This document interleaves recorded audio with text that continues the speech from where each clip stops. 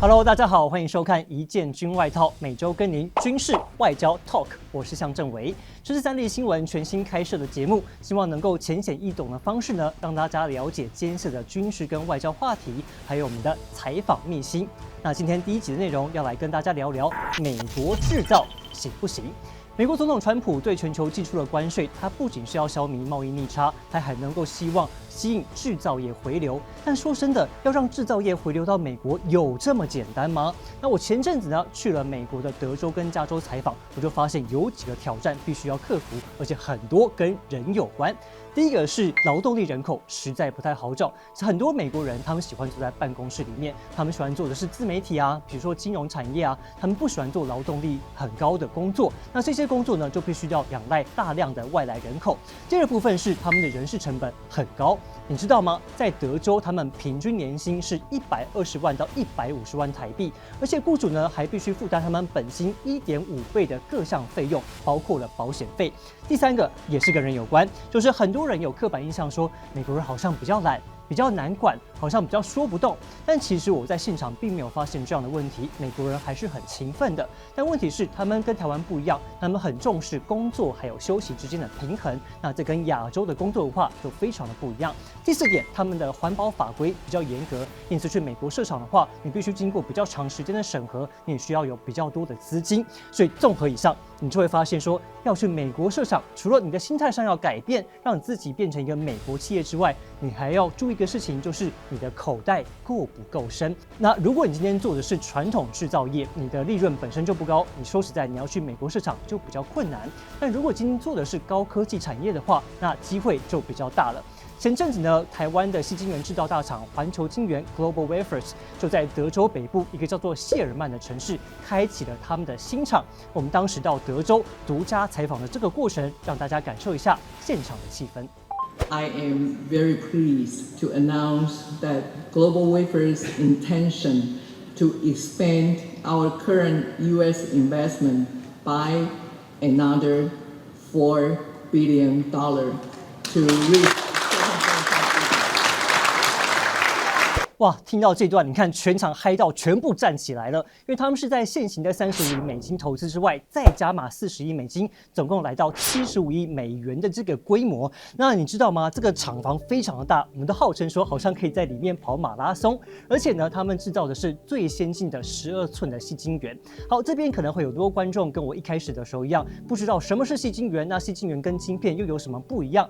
那简单来讲，矽晶圆是制造晶片的基板材料，他们在制作的时候呢，他们会提炼高浓度的矽，把它做成一根矽棒，之后呢再把它做切片、抛光，然后提供给他们的客户，包括了台积电、包括英特尔、德州仪器或是三星等晶片制造厂，而且这些在美国都有设厂。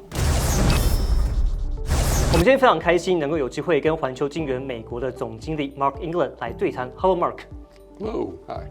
Congratulations on the new plan. You must be very excited. Shocked, excited. There's not enough words to describe the excitement and of being able to rebirth silicon in the United States. It's the Global Wafers America is our flagship factory.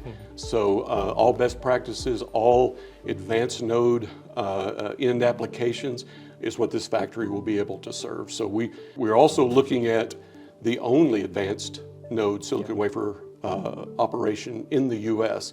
So we kind of feel like the U.S. is our playground, so to speak, to work with our key customers on those very advanced node products. So what's your feeling when you first hear about an additional $4 billion investment? Well, fortunately I was not sitting in a high chair, otherwise I might have fallen out. And so I felt like I needed a seat belt because very huge surprise. Doris, but we know that Doris' intention, commitment is real, and this the thing about silicon is very much like a wafer fab, that a TSMC type of wafer fab, in that scale is so important.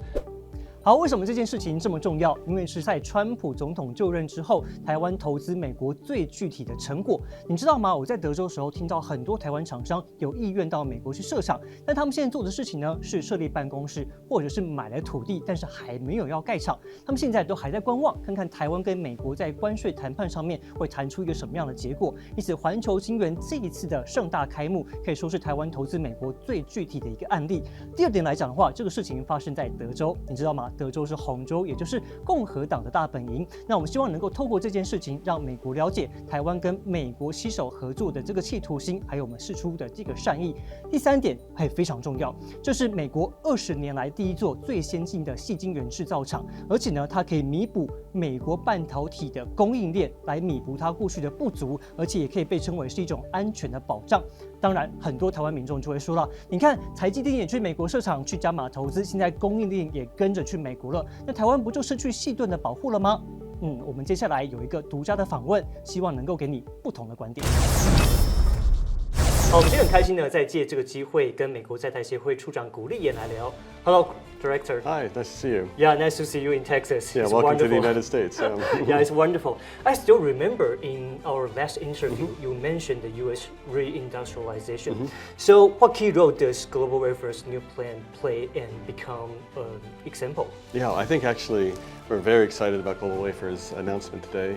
Not only to open their new $3.5 billion fab, but the fact that they're going to commit another $4 billion to expand it. It's really become a symbol, I think, of what we're trying to achieve, what President Trump is trying to achieve in reindustrializing the United States.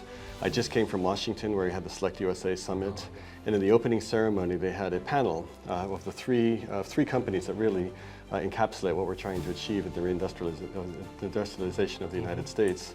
Two were German, Mercedes and Siemens, huge companies that I think everybody has heard of, and the third was GlobalWafers. And so really GlobalWafers, I think, is very much reflective of our objective to try to bring industrial production back to the United States, especially in key sectors, key technology sectors like semiconductors. Yeah, so do you think this new plan represents a new partnership level between the US and Taiwan? I do, and actually, maybe not a new partnership, a new phase of the partnership between the United States and Taiwan. I mean, if you think back over history, fabrications of semiconductor and related equipment, including wafers, started in the United States, and over time, it spread around the world. Taiwan, obviously, in many areas of manufacturing, became the world leaders. And now you see that supply chain coming back to the United States. And I think that's just reflective of what a globalized industry it is, but also the opportunities, particularly given the customer-driven demand here in the United States that creates opportunities for companies like GlobalWafers or TSMC or other firms to come to the United States to be closer to their customers, be closer to their suppliers. And really, GlobalWafers is a key element of the supply chain that's going to support not only companies like Taiwan companies like TSMC or American companies like Texas Instruments, but even third countries like Samsung, who has a big presence here in Texas. And so this is really exciting kind of development in, as you mentioned, the US-Taiwan partnership. So you think we are getting closer? And maybe like an investor, you just mentioned that we can feel like more safer. Can we say that? Certainly. I mean, I think the closer the U.S. and Taiwan are, whether it's in investment, whether it's in trade, whether it's in technology development, achieves the effect, as we often say in the Trump administration, of making not only the United States, but both the United States and Taiwan safer, stronger, and more prosperous. And I think this is a great day for that. Yeah, and since you just mentioned you are leading the biggest, select U.S. Taiwanese delegations, right? So how has it been a fruitful trip so far? Very fruitful. We had the summit in Washington the last couple of days, just closed yesterday. But in addition to the summit, we brought three what we call spin-off delegations to go deeper into opportunities across the United States. And so one was focused on AI and quantum. Another one was on semiconductors, obviously with the topic of today's event. And then the third was on drones. I think these three sectors are really kind of at the leading edge of the US-Taiwan investment partnership. I would say also here in Texas, we see a lot of opportunities. You probably saw TIMA, Dian Dian Gonghui. They had a big delegation here a couple of weeks ago, focused on AI servers because Texas, because of its location, its advantages, and energy supplies, is really becoming a hub of AI development. And we see more and more companies like Foxconn, Delta, Pegatron, looking to move their production to Texas to support that.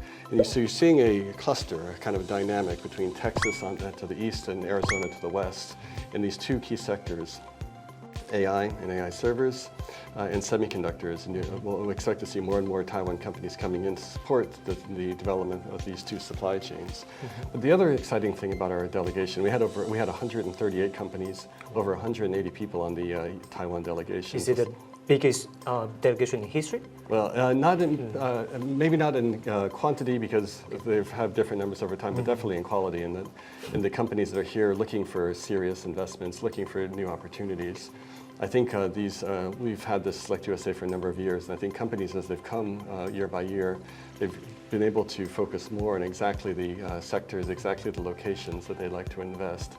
But in addition to the ones that everybody thinks about, semiconductors or AI, we had companies focus on everything from food production. I mean, there's more and more Americans have developed a taste for Taiwanese food products, and so at Costco you can get mian or you can get xiaolongbao, but also in healthcare. And we had over 60 small Taiwan startup companies, technology companies that are doing as heavily in the medical device field or medical technology field. And they're very eager to work with leading US hospitals and medical centers like the Mayo Clinic. And so it was a very diverse set of companies. And so we brought delegations not only to Washington, but not only to Texas, but also to Kansas, to New York, to Massachusetts, to California. So they can go really deep with different municipalities, find companies that they could sell their products to, partners for their supply chain development. And so it was a very successful, continues to be a very successful delegation this year. It's amazing to hear that. So it's very obvious, obviously that various Taiwanese industries are interested in investing in the US. So what positive effects could this have on the tariff negotiation, do you think? Well, I won't talk about the details of tariff negotiations. Obviously, our U.S. Trade Representative is leading those talks. I do think it's very encouraging that Taiwan was among the first trade partners to enter into those negotiations. I think a reflection of just how important the U.S.-Taiwan trade and investment relationship is. But if you step back from the day-to-day, the specifics of the negotiation, and look at what President Trump is trying to achieve in his trade and economic policy, it really is to address the weaknesses of the previous global trading system. Obviously, the global trading system benefited some companies in some areas very well, but many American workers and many American communities were left behind. And so what President Trump is trying to achieve is to make trade work for everybody, make trade work for all of our workers, for all of our companies, all of our communities. And here I think Taiwan can play a really critical role. As I often say, 30 years ago, it was Taiwan companies that were critical for the industrialization of China. And today, Taiwan companies can be just as critical for the reindustrialization of the United States. And this benefits Taiwan companies as well. They've spent many years in the China market. That market is becoming much more complicated, and I think many companies are realizing that the future really is here in the United States. Their customers are here, the economic growth is here. If you look at the G20 countries after the COVID crisis, no country has had as strong as economic performance as the United States. And under President Trump, obviously, we're focused like a laser on making regulations simpler, making taxes lower, creating a business environment that is friendly to investors. And so for Taiwan companies, this is a terrific opportunity to get in on the ground floor in a very exciting time. And so it's not only about making profits or increasing sales, but also it's, and including for this facility here, it's about resilience as well. I was in Japan during the 2011 earthquake in northeastern Japan. I was in Taiwan during the COVID crisis, and there was a crunch on semiconductor production. Everybody was madly trying to reach out to TSMC and other Taiwan fabs to get production. Similarly, in 2011, when much of the wafer production was impacted by that natural disaster, having the ability to have production centers in the United States close to the customers is an enormous benefit when it comes to resilience. And as I said, The production here is not only going to support Taiwan companies or American companies, but all of the other third countries who are investing here. But also this is a place where companies like Global Wafers can export to other markets around the world, because as these clusters build, as the cost performance of the investments improve, the United States is going to become an incredibly effective platform to export from. And I think a lot of what President Trump's trade policies are doing, bringing down barriers in other markets, is going to make it provide Taiwan companies even more opportunities to expand their global presence. Okay, and taking this opportunity, I also want to clarify one thing that most Taiwanese people are concerned about is does the U.S. government want the new Taiwan dollar to appreciate?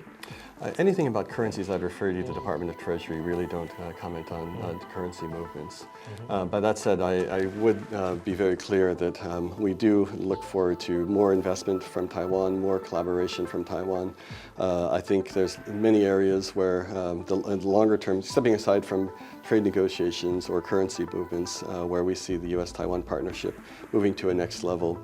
I mean, and I think one of the, as I mentioned, we brought the delegations around to different parts of the United States.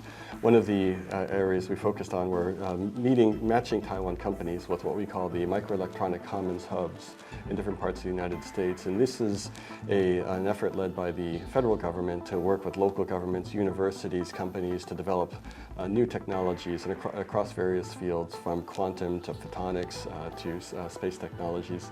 We really see Taiwan, including for defense applications, and we see this as a huge opportunity, but not only for Taiwan companies, but also Taiwan research institutions, Taiwan universities, because we've studied the successful science park model in Taiwan, where you have this combination of leading universities working with companies, working with government to create clusters of innovation, research and development.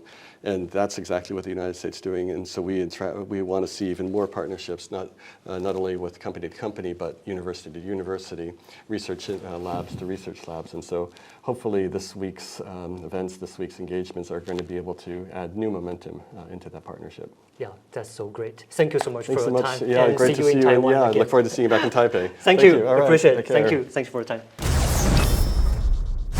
好，刚刚这段访问呢，其实透露出很重要的讯号，就是不止台湾在加码投资美国，美国也在关键领域，还有在国防安全上面加深加广跟台湾的合作。确实，在川普喊出这个美国优先，在喊出关税壁垒的时候，很多人对美国产生了不信任，甚至产生了所谓的以美论。